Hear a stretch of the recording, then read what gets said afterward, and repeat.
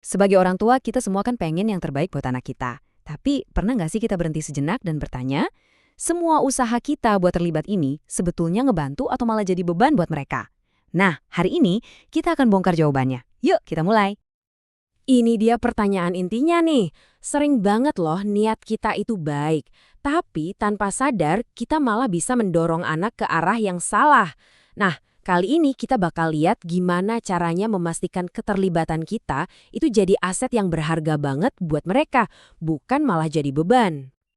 Ternyata penelitian menunjukkan kalau keterlibatan orang tua itu ya kayak pedang bermata dua. Di satu sisi bisa jadi aset yang luar biasa, tapi di sisi lain bisa jadi beban yang berat banget. Dan pembedanya cuma satu, gimana cara kita melakukannya. Oke, pertama-tama kita lihat dulu sisi masalahnya ya. Gimana ceritanya sih niat baik kita buat terlibat itu malah jadi bumerang, malah jadi beban buat anak. Jawabannya, ini semua terjadi kalau fokus kita salah tempat. Dengerin deh cerita ini. Ada sekelompok ibu yang anak-anaknya itu nilainya jauh di atas rata-rata nasional. Waktu ditanya gimana perasaan mereka, tahu nggak jawabannya? Sebagian besar dari mereka kecewa. Menurut mereka, anak-anaknya harusnya bisa lebih baik lagi. Wow, ini nunjukin akar masalahnya, ekspektasi yang kelewat batas. Ini tuh ngirim pesan yang bahaya banget ke anak. Kamu nggak akan pernah cukup baik. Nah, pola pikir kayak gini ini dikenal sebagai orientasi kinerja. Jadi, yang paling penting itu cuma hasil akhir dan pengakuan dari orang lain. Tanpa kita sadari, suksesnya anak itu jadi cerminan harga diri kita sebagai orang tua. Kebayang nggak sih tekanannya jadi segede apa buat si anak dari situ? Dan dampaknya, wah ini bisa ngerusak banget. Tekanan non-stop kayak gini bisa memicu berbagai masalah serius loh.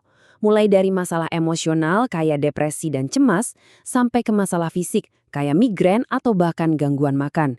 Ini bukan hal sepele ya. Taruhannya itu kesehatan mental dan fisik anak kita. Dan ini nih, kutipan ini bener-bener bikin hati miris kan? Ini adalah suara nyata dari seorang anak yang ngerasa harga dirinya itu cuma diukur dari prestasi. Jadi pas dia nggak lagi jadi juara, dia ngerasa nggak berguna. Ketika prestasinya hilang, rasa berharganya juga ikut lenyap. Jelas banget ini bukan cara yang sehat sama sekali buat ngebangun fondasi diri anak. Tapi tenang, untungnya ada cara lain yang jauh lebih baik. Sekarang, yuk kita pindah fokus dan lihat gimana caranya kita bisa mengubah keterlibatan kita jadi aset yang benar-benar menguatkan anak. Ini nih fondasinya. Menjadi sebuah aset itu bukan soal ngawasin nilai dan prestasi mereka terus-terusan. Bukan itu.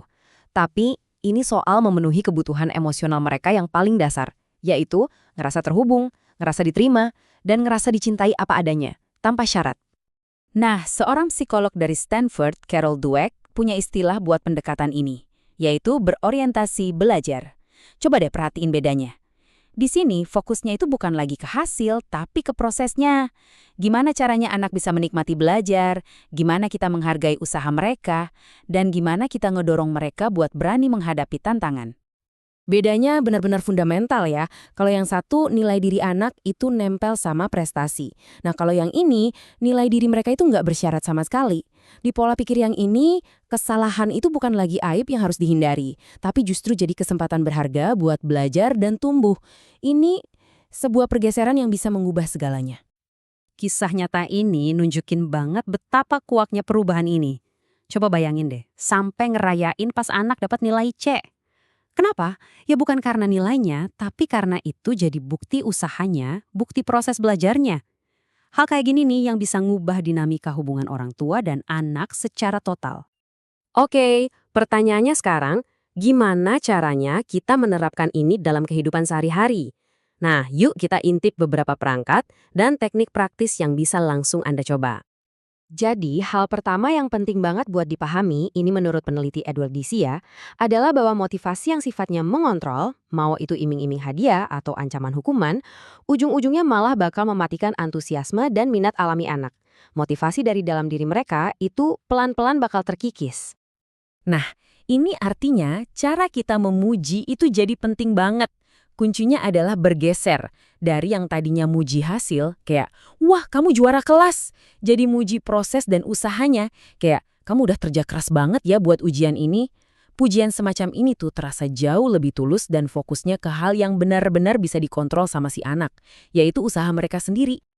Ada satu teknik seru nih, namanya gosip positif. Caranya gimana? Gini, coba deh pas lagi ngobrol sama pasangan atau orang lain, pastiin anak Anda bisa nguping.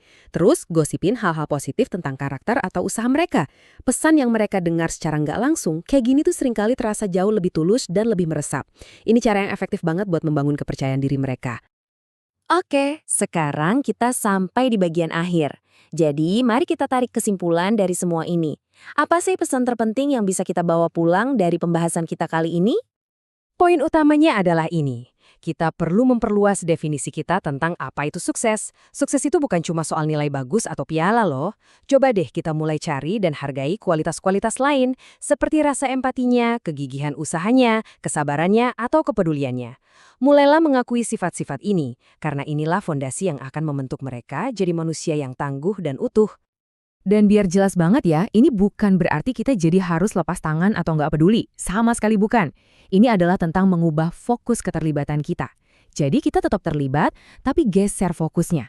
Dari yang tadinya cuma mengawasi kinerja, jadi benar-benar melihat dan mendukung pribadi anak kita yang sedang tumbuh. Nah, saya mau tutup pembahasan kita dengan satu pertanyaan buat Anda renungkan. Coba deh pikirkan, kualitas apa dari anak Anda yang bisa Anda akui dan puji hari ini, yang sama sekali nggak ada hubungannya dengan kinerja atau prestasi mereka? Mungkin kesabarannya, atau selera humornya, atau kebaikannya sama adiknya. Mulailah dari sana dan Anda pun sudah mulai membangun aset terpenting dalam hidup mereka.